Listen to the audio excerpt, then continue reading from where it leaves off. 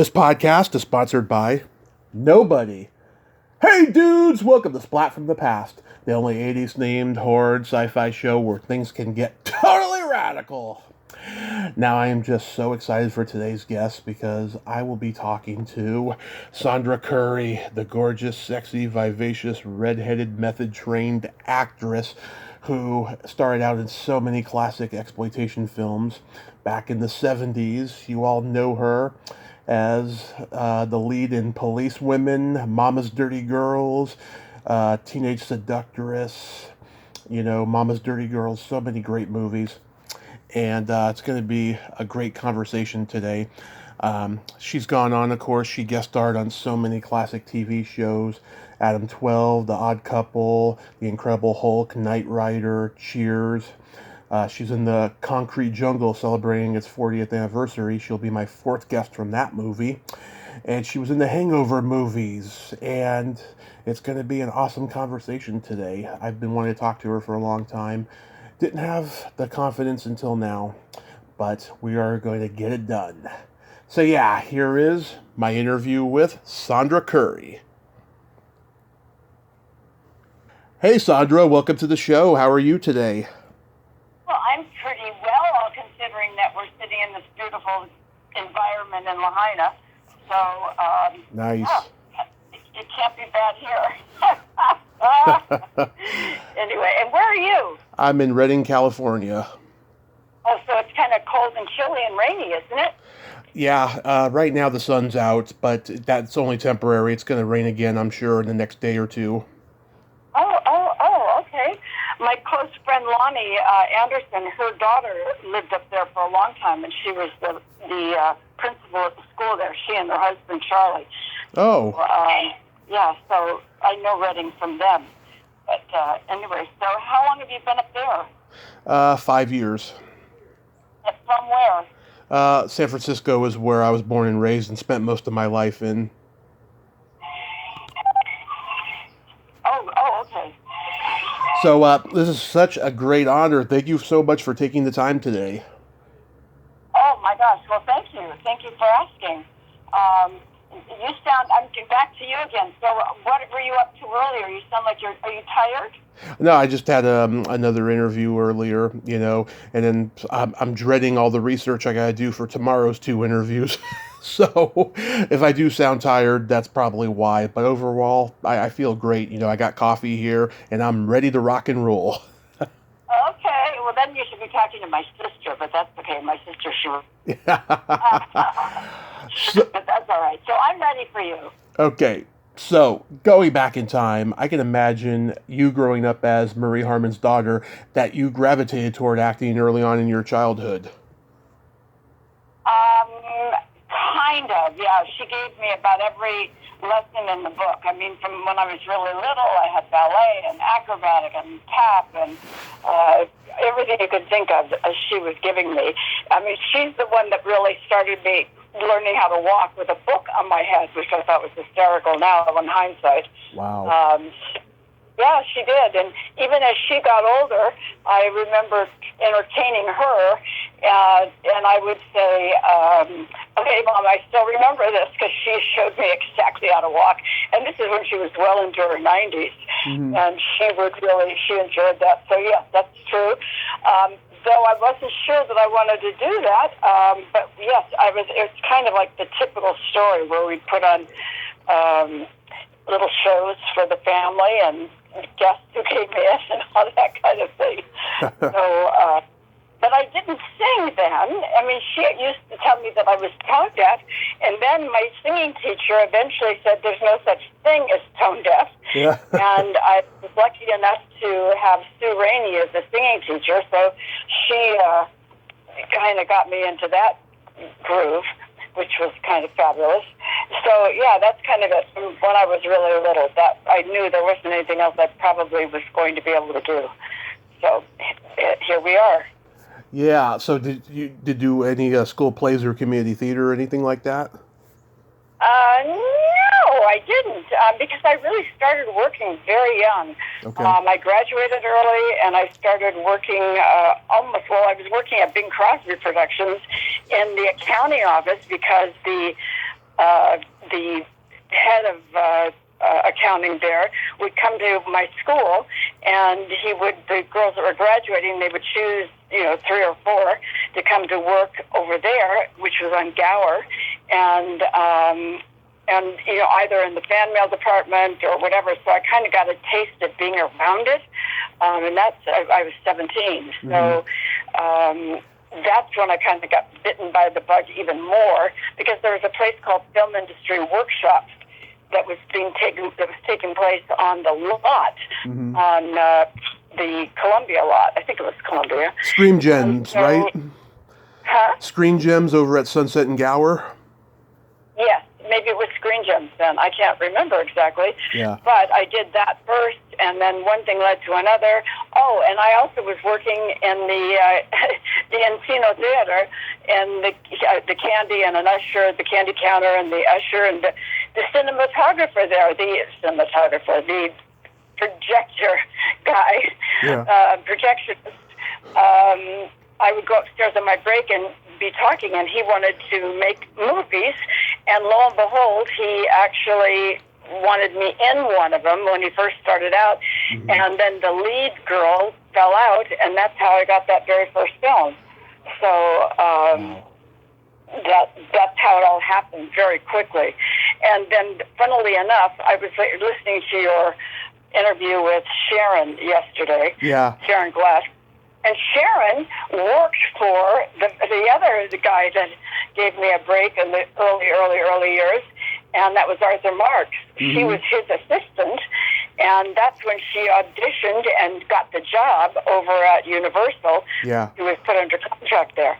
So I've known her for a really, really, really long time.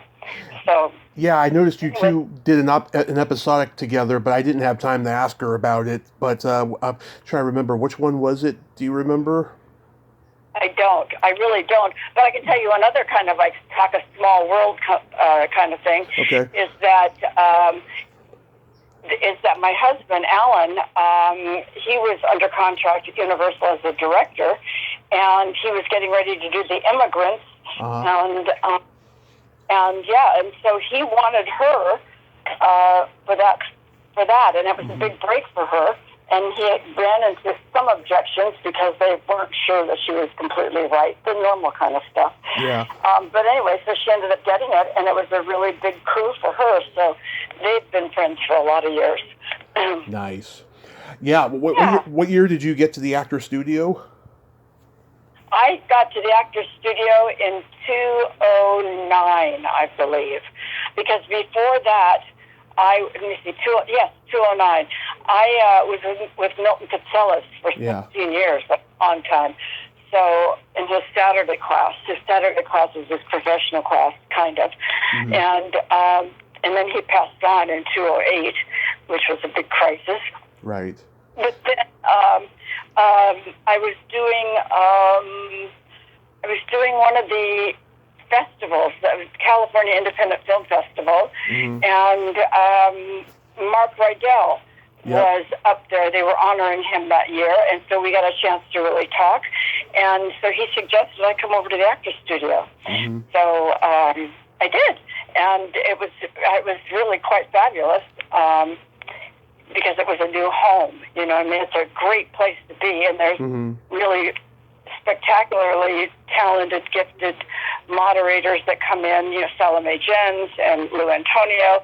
Oh, yeah. Mark's not coming so often anymore, and Marty Landau was brilliant. Yeah. And we still have people like Al Pacino and Ellen Burstyn, and the quality of the work is usually quite wonderful. Yeah, and I talked to Lou Antonio a couple months ago. Yeah, he was fantastic, and he was so funny. I enjoyed talking to him. It was an honor. I'd been trying to get a Cool Hand Luke interview all year, and him and Joy Harmon are like the only two left, right? I was trying to get her for a long time, but she hasn't answered her email from her bakery website. And then I found out Lou was still alive. I thought he was gone. I didn't even know it, and so I was like, okay, I'll see. And he did it, and he was great. Yeah. You get him talking, and he's got great stories. He's just, and he's still got a fabulous eye. When he comes in to moderate, he's more or less a guest now moderator. He didn't want to really continue doing it every single week. Yeah. Though we're trying to, bend his arm so we can get him in every week. Yeah. Because he's just really, really excellent at tuning in and honing in on whatever the issue is with the actors. So, I love the fact that he's been such a luxury to be able to study with. I've talked to many of Milton Casellas' students. Like, who was there when you got there in the early years? Well, some of the people are now over at the studio. Mm-hmm. Let me think. In Saturday class, wow, some of them are. I'm trying to tell so my brain is like going wonky. Like Lisa Pescia, was she there? Oh, Lisa, yes, of course. Lisa Pescia, Rick Podell. I'm trying to think of the people. The girl that was in Dharma and Greg. Oh, Jenna Elfman? No. We both have to look it up. Jiminy Christmas. There's too many things in my... they say as you get slightly more chronologically progressed to that, you start thinking, oh my God, I'm losing my mind. It's not that. It's just that there's so much information yeah. in that filing cabinet. It's hard to really think, who else was there? And they were wonderful. Doris Roberts was there. Jeffrey Tambor? Yeah, Jeffrey, who I did all 3 hangovers with. Right. Did he do the last one? Yeah, he passed over on the last one. And Gloria Gifford? Huh? Gloria Gifford? Oh, yes, Gloria. I love Gloria, too. Yeah, I'm going to be talking to her finally on Monday. Oh, good. Give her my love. She's I will. Terrific. Yeah. You'll enjoy her.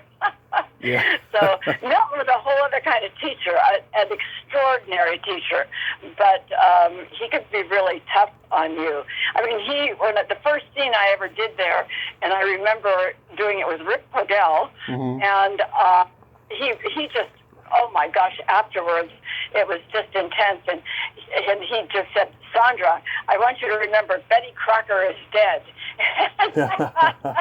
Oh my gosh, that was his way of trying to tell me you don't need to be perfect. You're never going to be perfect. So let it all go and be good.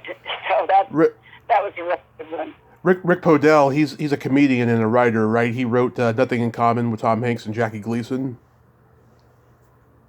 I don't know if he did. He's an actor as far as I know. I haven't seen him in quite a long time. Another guy who was in the class and is now at the studio is Ken Gilman, mm-hmm.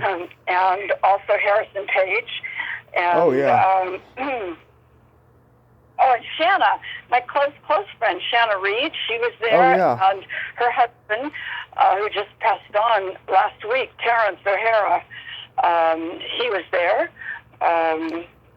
A lot of good people. A lot of good people, yes. So, your first movie was Rio Lobo? Oh, yes, that's true. Although I mostly ended up on the cutting room floor, but it was quite an entrance. That's how I got my Screen Actors Guild card. And then I really was too young to really know. I hadn't studied the really screen, the directors that were really the movers and shakers in the early years. And my mother knew Howard Hawks. She had tested for him. Oh, I'm friends with his wife's, I think his cousin or niece, like distantly or something. Yeah, Holly Fields. She's an actress. Oh, and how is she related? She's related to his wife Slim. They're related by they're related, I think, by marriage or something like that. Oh yeah, Slim Keith. Yeah. Yeah. They were already divorced by the time I was working with him. Yeah. He was very instrumental in how I created my persona in the early years, because he had a whole idea of how he wanted his actresses to be. That was quite an experience, actually. Yeah, a funny story. I read, Hawks wanted Robert Mitchum to be in the movie, and Mitchum said that he retired. And when he told that story to John Wayne, Wayne said, "Mitchum has been retired since the day I met him." Oh, I got a funny one there too. uh, We were on set getting ready to do some scene, and all of a sudden I hadn't really met John Wayne, and all of a sudden he walked up, he kind of sauntered over in his John Wayne way and stuck out his hand, and he goes, "How do you do? I'm John Wayne," and I burst out laughing. And I said, "Yes, I know. I'm Sandy Currie," because in those days people were still calling me Sandy. yeah, So I started laughing, and I got beet red. I remember, yeah, and so, but he was pretty interesting. yeah. He was an interesting guy for sure. Next, you do Class of '74. That's a great one. How was making that movie? How what? That was the one that Sharon was the assistant to Arthur Marks on. That was a film that they actually had already made, which they did. In those days, they had it partially made, and so then they wrote our story around that, and then finally got the film made and distributed. But I don't remember a whole lot about it, truthfully. It was just, I don't even remember. I kind of remember Marky Bay, but I don't remember the other girls too well. Yeah, But you had that great line. "I want to thrill a minute. Do you got one?" is that one of my lines? Yeah. Oh, sorry. I'm going to have to take a look at that. I actually like that. I should use that again. Yeah, that's a good one. That's a good one. So, so that's the scoop there. Yeah, and then there's that girl. When that threesome scene happens, she's like, "I want a ball." Oh my gosh, I've got to look at that. You've actually watched these films. I haven't seen them in 100 years, so I have to take a look at that. Though that's funny. That's a funny line too. Yeah, well, I love that. I love that scene. I used to be a member of the swinger community, so when I see swingers represented on screen, it just brings a smile to my face. You did. You were a member of the swinger community. I was, yes, before my accident. Oh, Tommy, that's an interesting story. And that accident you said was, alcohol driven. But you recovered now? Are you completely recovered? I've been sober 7 years. I just got, lasting injuries, and, I walk with a cane and so forth. So my sex life hasn't been existent since the accident, but I'm grateful every day for what I have. Well, I think that's one of the big keys, that if we're always in that mode of wanting, you keep the real pearls away. So I think that's a real key. Gratitude is the key. Every day I try to start with gratitude. Because the bottom line is we're here, and we're really very, very fortunate. So there had to be lessons for you, and you mean bad lessons, but good lessons in awareness and the luxury of knowing. You know that you know, and everything evolves. Perfect timing, perfect place. Exactly. You guest starred on Adam 12, and you worked with one of my favorite actresses from old Hollywood, Marie Windsor. I don't remember Marie Windsor. What was she in with me? She was in that episode of Adam 12. Really? I know who she is because she and my mother knew one another, but I didn't remember her because I think that I was the dispatcher or something in that. The dispatcher with the sexy voice, yes. Oh, and the sexy voice was complimentary of Howard because he had me up on top of my apartment building on Sunset, and I would go ho, ho, ho, ho to try to lower my voice. Yeah. I remember somebody meeting me over at Quinn Martin, and it so happened that she, the woman, the casting person, was the mother of one of my agents at that time, and she said I came in and I was kind of tough with a very low voice. Yeah. And I was really young, so this is like really having to try to pull something off. You know, he had a certain way of showing you how to walk and how to lean against the wall and all that kind of stuff. So, I mean, even Lauren Bacall, you know, she was extraordinary. But how do you put your lips together? Just put them together and blow, something like that. What was that line? Yes. You do know how to whistle, don't you? All you have to do is put your lips together and blow. That's it. Yep. That's it. Yep. So, yeah, I think Ileana Douglas is the closest we have to Marie Windsor today. Oh, okay. I'm going to look her up when we get off this interview, because I do remember her, but I don't remember her being in that. We probably didn't have a scene together. Yeah, Marie Windsor was in this episode for sure. How about The Odd Couple? Oh, The Odd Couple, of course, I remember very well, and I loved both of them. You know, I mean, Jack was amazing, and Tony was amazing. It was really that was fun to do, and that was early on, and when I was just starting to do 3-camera work and 3 and 4-camera work. So that was a lot of fun. And you know, it's interesting how they've really gotten so popular. I think probably that whole nostalgia era. I mean, now we're in a nostalgia era, but all of that is reminiscent of when things were kinder and gentler. Yeah. And people love those shows now. You know, I mean, I get so much mail from people who I just got something from someone who sent me pictures from that and asked me to sign them from The Odd Couple, but also Golden Girls and, you know, I mean, Cheers. There's a lot of them. Three's Company. There's a lot of them that people really enjoy still. So I think that's an interesting sign. Absolutely, yes. Terry Garr was in that episode. It's like one of her early roles. Yeah, she was.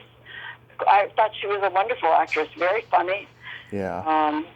Still with us, but you know she's sick now, but she's with us still. Yeah, she's been sick for quite a long time, and she handles it.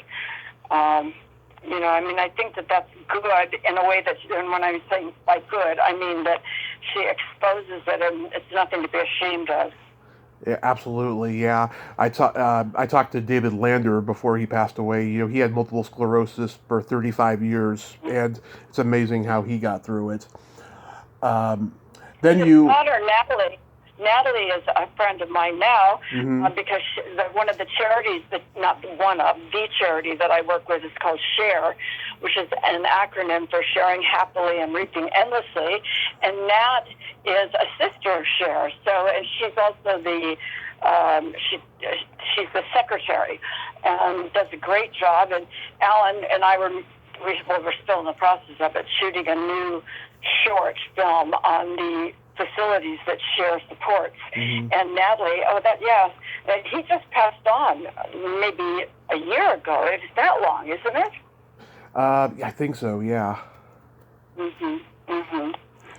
You were an absolute badass in Policewomen.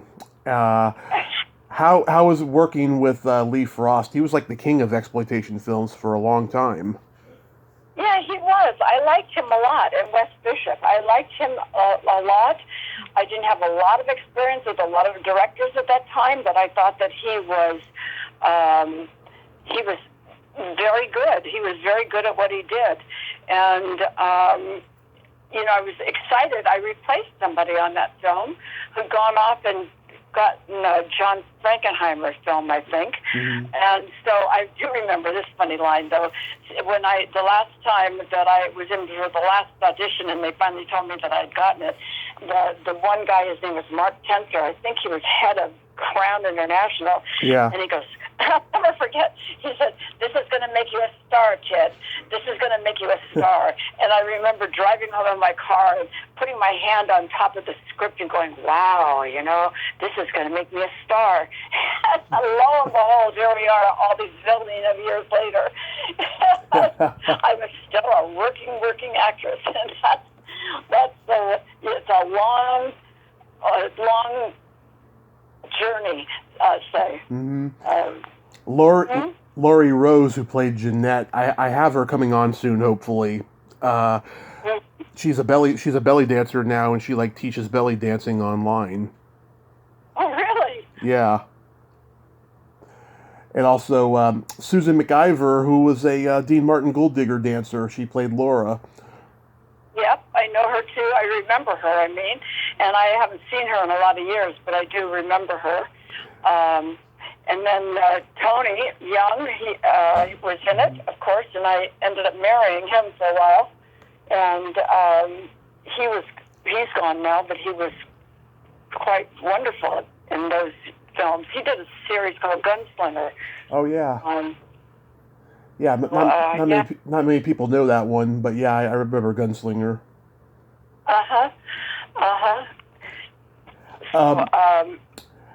I love Mama's Dirty Girls. That's my favorite of the exploitation films you did. What was it like working with the legendary Gloria Graham? Well, she was amazing. This is a woman who, needless to say, had quite a resume on her, and she was fabulous. She didn't pull any kind of star stuff or anything like that. And there were three of us daughters. Candace Ralston was part of that also. Yeah. And she was very kind and very supportive, and I learned a lot just watching her and being around her. And she was really terrific. So yeah, I liked her a lot. I looked at it actually not all that long ago, maybe within the last couple of years or so, and it wasn't terrible. It was a typical exploitation film, but it wasn't terrible. Someone who I'm friendly with now on Facebook is Tom DeSimone, who directed Concrete Jungle. I know Tom. Yep, I've talked to him. Yep. So that was an interesting story too, because originally I wanted to do it because Shelley Winters was supposed to be the warden. Yeah. And then, did you know that? Yeah, he told me that, but then he said that when Nita Talbot's name came up, he just liked the name Nita Talbot, so he was like, okay, let me take a look at her, and he's like, okay, she's perfect. Yeah, but it ended up being Jill St. John. Yes. But Anita Talbot did have a role in the movie. Oh, did she? Mm-hmm. You're telling me. I don't remember, but yeah. I was so disappointed because Shelley Winters was the quintessential, you talk about actor studio person. She was really part of the studio's very fiber. So I was sorry I didn't get a chance to work with her. But anyway, it's fun to know Tom again. Yeah, I've talked to him, you, Barbara Luna, and Carol White. She's been on here about 4 or 5 times, one of my really good friends. Oh, good. Yeah, she was in Milton's class, too. Carol Eda Wright, you're talking about. Yes, yeah. Carol was in Milton's class. I forgot about that. Yeah. Mm-hmm. She is so She is so hilarious. I gotta tell you, I put her in contact with a podcast friend of mine, right? And I got an advanced listen of it, and in there she claims that she took my virginity, and I just want to put this out there in the world now. Carol White did not take my virginity. However, I'd be lying if I said that I didn't fantasize about it. So there. That's a good one, Tommy. Thank you. That's funny. Yeah, Barbara, she drowned you in the concrete jungle, right? In the toilet or something? Oh my God, that was intense. Yes. And we're still friendly.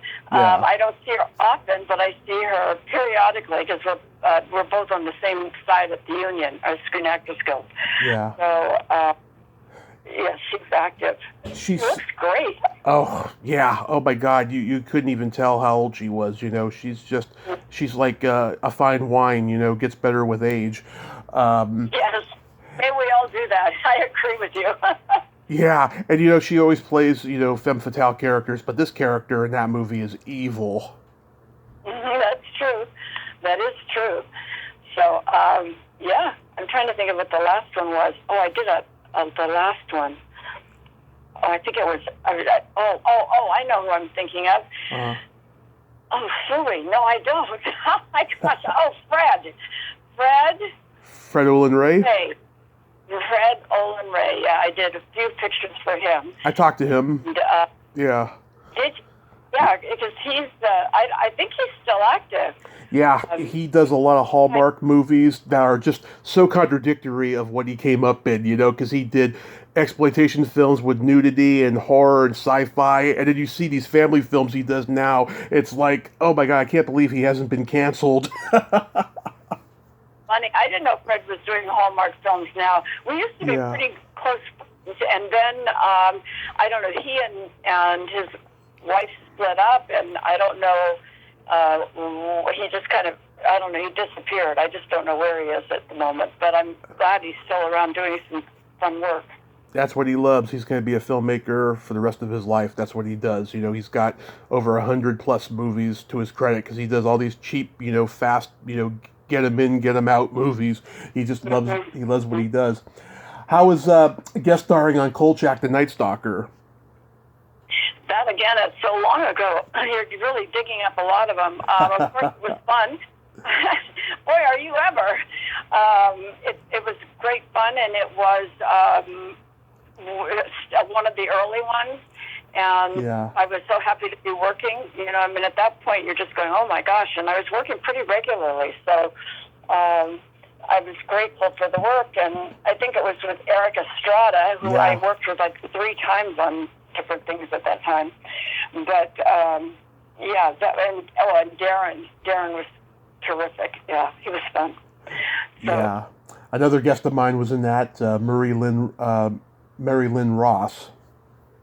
Oh, I love Mary Lynn, yeah. Yeah. Yeah. She's very interesting. You ask her a question, she'll go on and on. Well, you know what? The questions trigger different memories, and then you go, wow, Yeah. And that's a long time.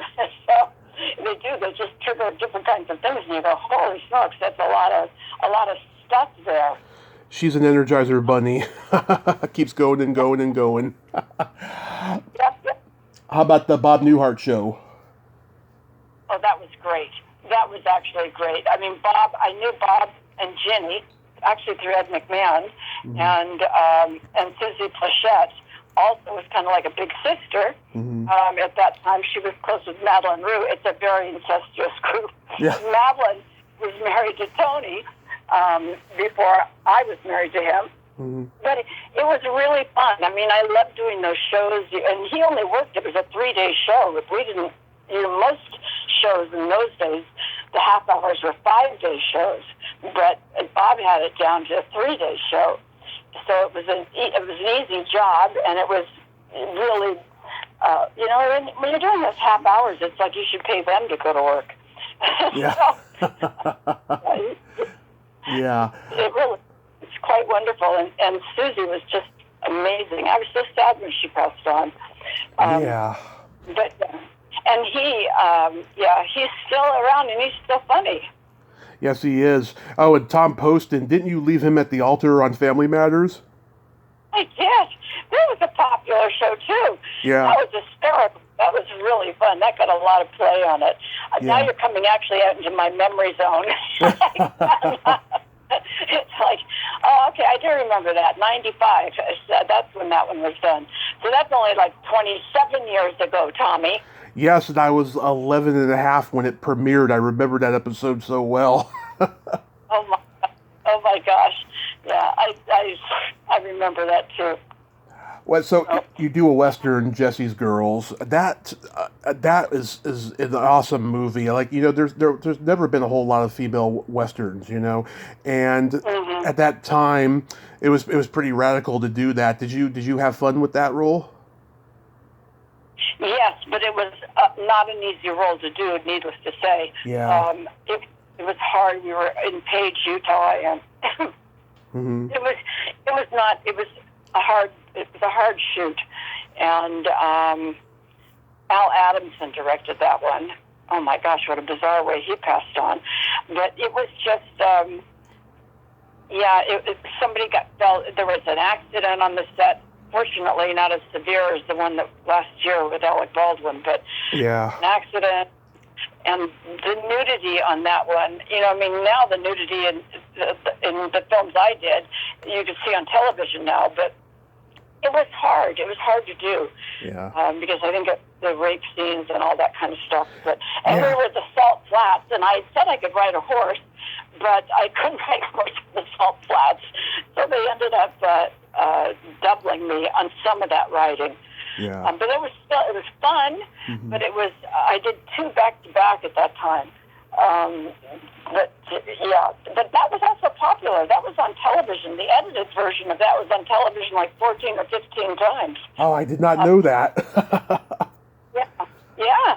And my dad, Wolfgang, my stepfather, who married my mom in 70-something, 75 or 6, he thought, and this man is like a genius. He spoke 7 languages and all that kind of thing, and he's very German accent. He goes, "Oh, Sunday, it's such a wonderful film. It's so funny. It's just the best comedy." And I thought, Dad thinks it's a comedy.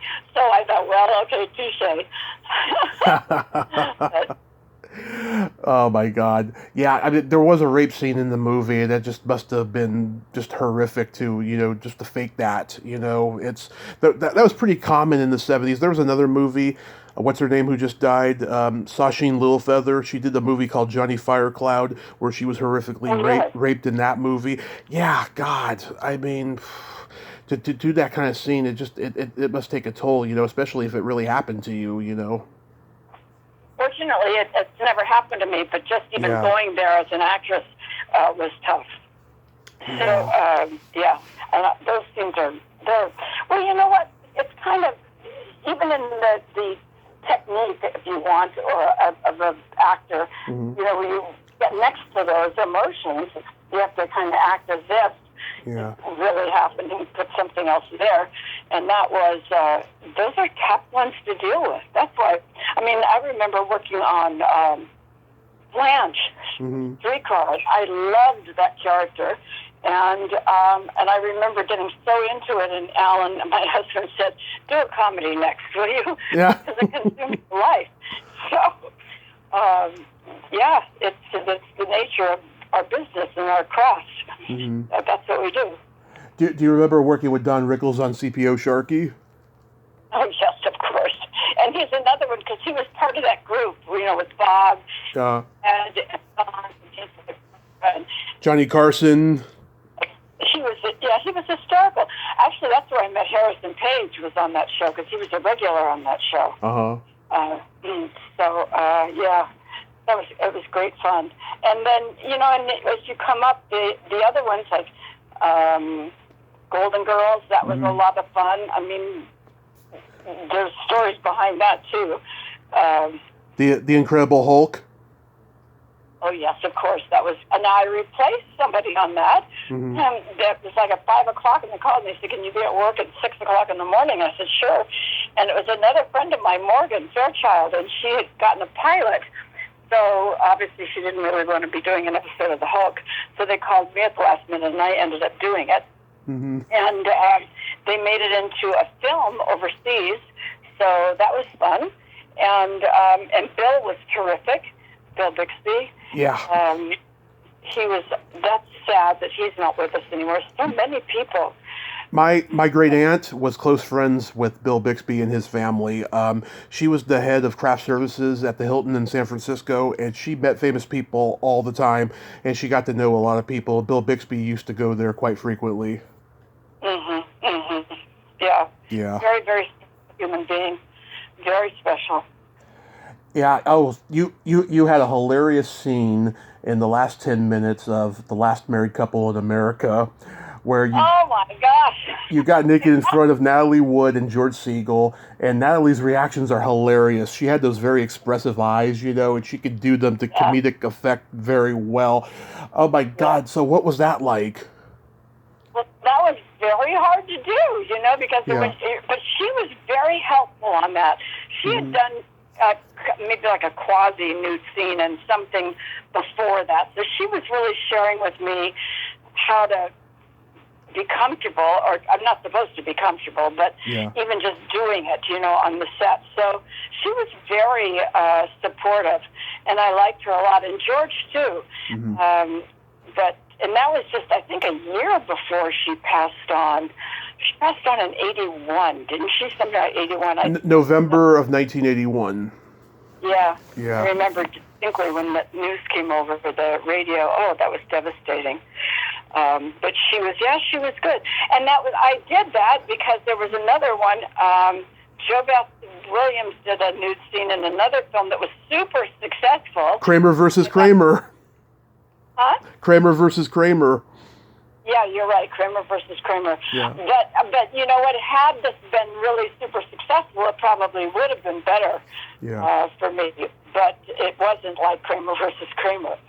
So, but Gil Cates, I met Gil Cates because he directed that, and he was really quite a gentleman and quite a gifted director. And his son is I think he's still with the Geffen, the Playhouse in Westwood. Okay. Yeah, and Priscilla Barnes was on that. Yes. And Catherine Hicks was on that. Catherine went on to do soaps. I think she had a pretty much lifelong career in soaps. And Priscilla, I bump into her every once in a while. Yeah, Priscilla's been promising me 5 years to come on here, and it still hasn't happened. But I did have another cast member of this movie on last week, Marilyn Sokol. Oh, yes. I do remember her, and she was wonderful. In fact, the picture that you had, I happened to look at the people that you were interviewing, and she looks just about the same as she did that I remember, from the film. I hate to break it to you, that picture was from 1988. Oh. Okie dokie. Well, in my mind. Yeah. Well, it was not long after that movie you did with her. No wonder she looks so much the same. No, her hair is completely gray now. There's a current picture of her on her website. Oh, okay. Yeah. Do you remember doing Knight Rider? Yeah, sure I do. That was a good role. I liked that role, and it was fun. But afterwards, though, I think I did the first or second season of it, and after it, because they had an edict that you had to be a certain height on that, because I'm short. I'm petite, and David's so tall. But I've seen him quite a few times through the years, and we've done Knight Rider conventions, and and Alan, my husband, directed the Knight Rider sequel. Oh. That was shot in I think it was Texas. Okay, I haven't seen it, so that's cool though that he got to do it. Yeah, that was cool. So but that was a good show to do. It was fun, and I liked the character on that film. On that show. You were a princess on Magnum P.I.? Oh my gosh! Well, now that one is hysterical because that's after Alan and I got together, and he of course tells a different story about that than I do. But that was great fun, and of course Don Belisario was the exec producer on it, and I think Reuben Leader ended up he wrote the script. And I know that because his father, Paul Leader, who also did a lot of kind of exploitation films, I think Paul directed The Education of Alice and Kate. And Mimi Leader is Paul Leader's, it's so incestuous, isn't it? Oh, yeah. Mimi Leader, Paul Leader's daughter, and she's doing the series with Jennifer Aniston now. Okay. In morning show. She does morning show. But so that's where we all kind of connected the dots. I'm trying to think how I went off on that tangent. About Magnum P.I. Oh, Magnum. Yeah. So Magnum, yeah. So that was really, really fun. And I loved that character. I thought that was a riot. I enjoyed that one. You know Wendy Gerard? Yes, of course I know Wendy. I don't know her well, but I know her. Oh, a couple weeks ago when she came on, oh God, she had a long epic story about her Magnum P.I. episode. Oh my God, it was pretty funny. Well, I'll tell you what. Funny because I wanted the wardrobe. I thought the two changes that I had were really wonderful, and so I wanted to keep that wardrobe. Well, when there's a part. Have you seen the show? Magnum P.I., of course. Yeah. Oh, okay. So you'll know that a gun goes off in it. So Yeah. Alan and I was supposed to be sloshed, and every time the gun went off, he said I just kept going, oh, just a little kind of a thing. And he's going, honey, you have to really have a stronger reaction than that. And I said, well, and I finally told him confidentially, I said, well, I want the dress, and I don't want to get it all over the dress. And so he loaded, he did whatever, the dummy loads into a big rifle and told everybody else but me. And so I was standing in front of Tom, and all of a sudden the gun goes off, and the drink flies up over my head and over Tom and back into the big candelabra and all that kind of stuff. And then Alan goes, cut. And I didn't get one drop on that dress, so I still got the dress intact. That was like the funniest thing ever, to be able to do that. So anyway, that was cool. And that was actually on location in Hawaii, right? Oh, yeah. Talk about a fabulous place to work. Yeah, it was another one of those where you pay them to go to work. Mm-hmm. I loved Three's Company growing up, and you did some episodes. God, we lost John Ritter way too soon. Tell me about working with him. Well, he was also a friend. He became a friend, and his wife, Nancy, is still a friend. And she also was part of the charity, besides being a wonderful actress. She also was part of the charity that I worked with. But John was just a extremely gifted, very warm and thoughtful and creative guy. And I just losing him so soon was really, really, really hard. And those shows were all great to do. And wildly enough, Beverly Bergman, Ted Bergman's wife, she's a friend of mine now.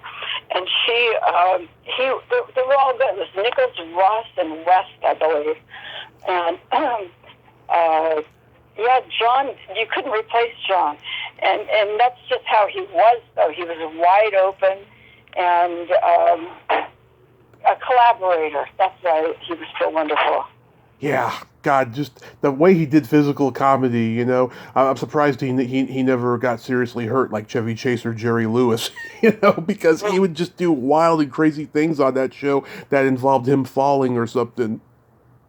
Well, yeah, and that was really a learning experience, too, because you could watch them.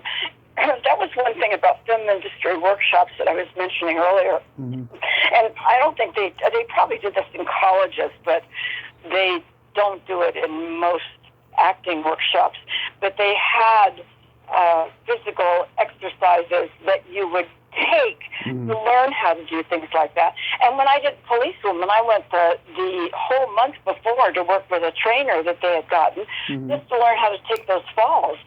And so that was, there's a kind of a trick to all of that, but you still have to be somewhat physical and know what to do so you don't get really hurt, Right. So tell me your Golden Girl story. Oh, well, that was supposed to be a recurring role, and I was so excited about getting it. And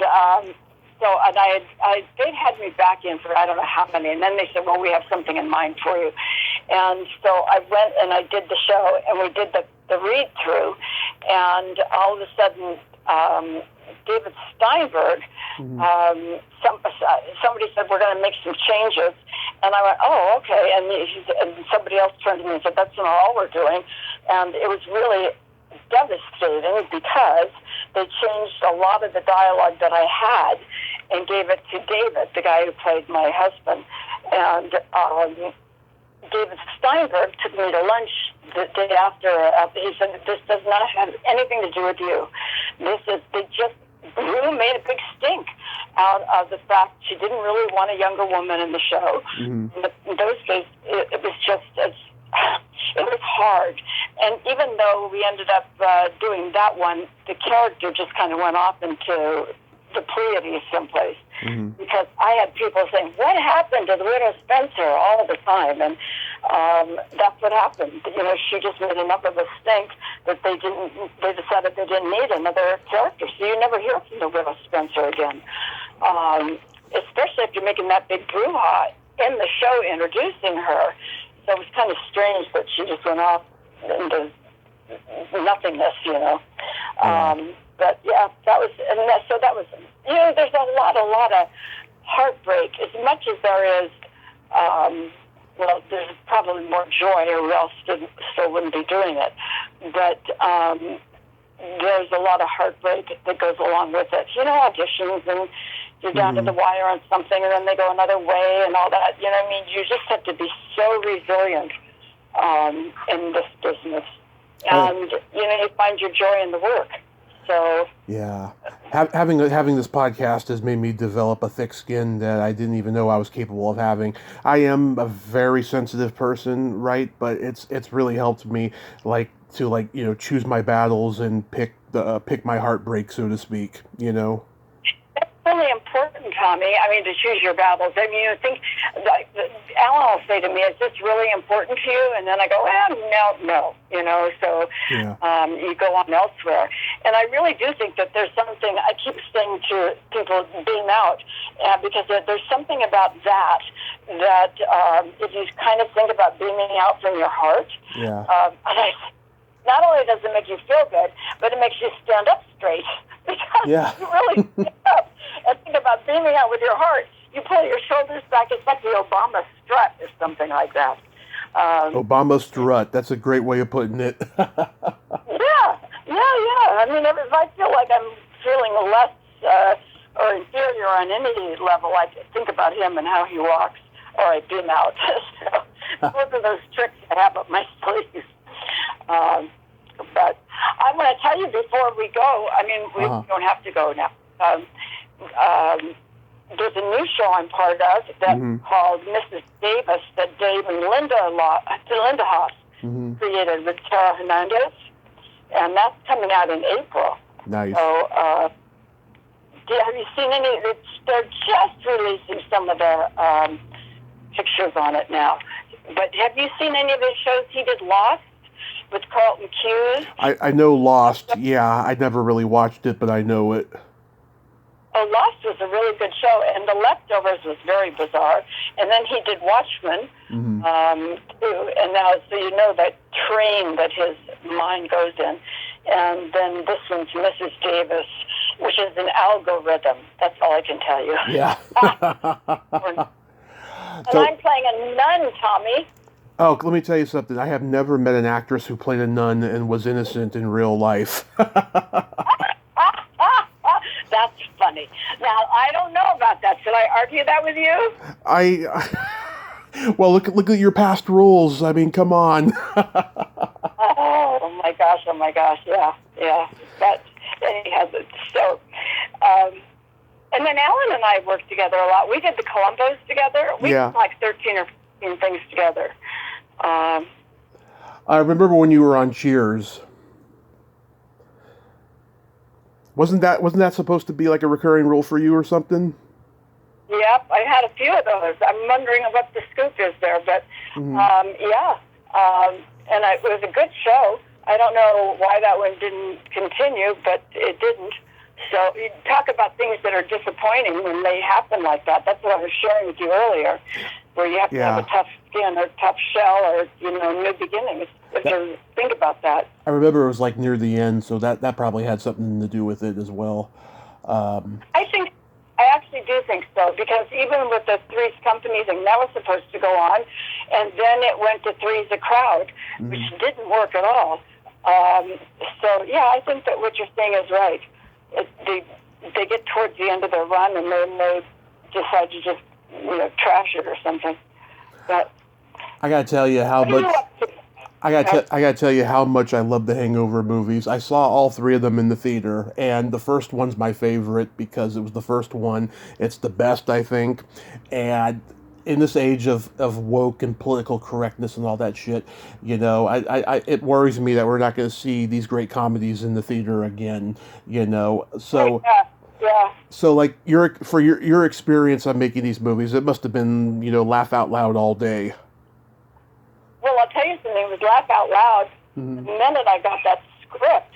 And this was one where on pay for it was a really small role, and my manager had said to me, if you don't want to go in, you don't have to go in. It's, who knows what it's going to be. And I looked up the director, Todd Phillips, and I thought, I just had a feeling about it. I said, no, I really want to meet this director. So I went in, and then I ended up getting it. Not till like 3 weeks later did I even know about it. Mm-hmm. But I really had a sixth sense about this film. And when I read it, I was sitting on my bed, and I was laughing out loud. It was laugh out loud funny just reading the script. Mm-hmm. And, of course, Todd put together a really amazing group of guys and cast. Not just guys, the girls, too, are really good.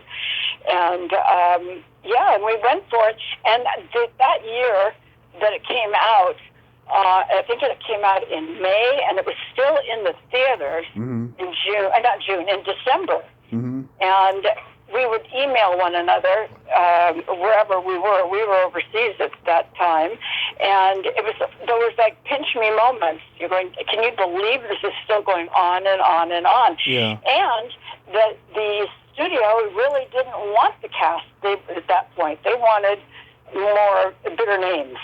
And Todd was so believing in the cast that he said, I will make this for X amount of dollars. I think it was under $40 million, about $35 million, which is nothing. Mm-hmm. And everybody worked scale plus 10, I believe. And, of course, the second one, they got their payback on all of that. But he was just sure that it was going to really work, and he was right. So that was just a beautiful coalition of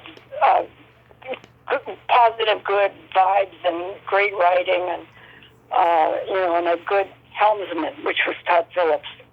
Yeah, and God, I mean, there's great moments in the sequels. In the second one, I love that hermaphrodite Bangkok scene. That was hilarious. All the best jokes in the third one, I have to say, are all from Ken Jeong. I love cocaine. I'm invisible. Or Mr. Chow, I can't be your friend anymore. People are always getting killed. Yeah, that's the whole point. It's funny. I love Ken Jeong. He's just so funny. But the third one had a different ending. I'm not happy with how the third one. I shouldn't even say that out loud. But I didn't even know about that. Yeah. Yeah, it had a different ending, which I think would have signed it all off better. I mean, we were all on board for the previous ending, the way it was supposed to end, and then really kind of at the last minute before Thanksgiving, we were wardrobed and everything, and then Todd decided to change up the ending, and to me the ending didn't really make any sense. You know what I mean? So the ending before was similar to the ending in the first one with the great big wedding and everything, but it was going to be much grander and, with circus animals and all that kind of thing. So I'm not sure why he changed it up, and I haven't really spoken, I saw him at the premiere, of course, but I haven't really had any kind of heart-to-heart talk with him. But he's doing the Joker, which is equally as fascinating. That's a good one. I saw that in the theater. It was very unsettling, and I enjoyed every minute of it. Yeah, and now he's doing another one. Also, it's spooky looking. I went, oh, wow. And with Joaquin, and we'll see. He's into that genre now. So real quick, Sondra, is there anything else that you'd like to promote that you have upcoming beside what you mentioned before? Well, Al and I are getting ready to do another short film, but I can't tell you about that yet. So, of course. And I really can't tell you much about Mrs. Davis, though I can tell you Betty Gilpin stars in it, and she's fantastic. She's the girl who did Glow, and she also did a film called The Hunt, which is really bizarre, and that's another one of Damon's films. And Margot Martindale is in it. And she's fantastic. She plays our Mother Superior. Let me see. There's a lot of people you will know in it. David Arquette. Oh. And, there's a lot of people. I'm trying to think of who else because we all didn't work together. It's kind of hard to even tell you. I can only tell you what they're telling the press now, which is like the algorithm. It's a bunch of us nuns, and we're fighting the algorithm, and it goes back in time. I'm hoping that you like it. You'll have to call me after you see the pilot. I mean, we are the nuns. We're the nuns. Yeah. And we're in. Oh, I'll tell you who else is in it. Is a woman named Bonnie Aarons, who was. Oh yeah. Nun. The nun in The Conjuring. That's right. Yes. That's right. So she's actually off in France right now doing a sequel to that. But we'll have to talk after you see it, because I don't know enough to even tell you, nor can I. So. That's perfectly fine. That's fantastic. Sondra, real quick, I got a couple jokes for you. Okay. Okay, since it's Christmas, why did Frosty the Snowman have a smile on his face? I don't know, Tommy. Why? He saw the snowblower. Oh, that's funny. Oh, my gosh. Thank you. Can I share that one? Yeah, of course. Tell it at dinner parties. Yeah. And what else? What's the other one? Here's a non-Christmas joke. What do you call a boy that doesn't masturbate? I have no idea. A liar. Okay. All right, Tommy. Well, you know what? Thank you so much for asking me to do this. Yes. And I'll talk to you after the show comes out and touch base with my sister. Oh, that was something I didn't share with you, though. What? We have the Marriage of the Rock Bands this last weekend on the 3rd of December, because my nephew got married, Trevor Lukather got married to Madison Kane, and Trevor's dad is Steve Lukather. Yep. That's and Maddie's dad is Jonathan Kane, and that's Journey. Yeah. So it was something. It was a gorgeous, gorgeous wedding. So that was a big family do, and really send them lots of good vibes. One of my favorite albums of all time is Alice Cooper's From the Inside, which Steve played guitar on. Yeah, he's pretty amazing. He really is unbelievably talented. And Jonathan, too. Yep, I'm a huge Journey fan. I'm from the Bay Area, so I gotta be a Journey fan. Yeah. And Jake Hayes is Bob Hayes' son, and he's actually acting now, and his music is out there. I love Robert Hayes. I met him 6 years ago at Monsterpalooza. He was the most down-to-earth guy I've ever met in my life. He is. He's really extraordinary, and he's really, he and Cherie are not together anymore, but once you're in our family, you are there for the duration. So he's still part of our family. He's on our family string, and we almost text every single day with everybody, so that's kind of fun. He's in it for the long haul. Yep. I mean, it's like once you're in, you can't get out. You gotta warn people about that when they join the family some way. But anyway, all right, Tommy, you have a beautiful, beautiful Christmas, and I hope that you get some rest. Yes. Sondra, you have yourself a Merry Christmas, a Happy New Year, and be safe out there. Likewise. Thank you, Tommy. I'll talk to you soon. My pleasure. Okay, bye-bye. Bye-bye. Well, there you have it. Sondra Currie, ain't she a sweetheart? Oh my God, she is wonderful. She was a great guest, huh? I love talking to her. Great stories there. Well, until next time, this is Tommy Throwback Kovac saying there's no shame in living in the past because the present sucks. Later, dudes.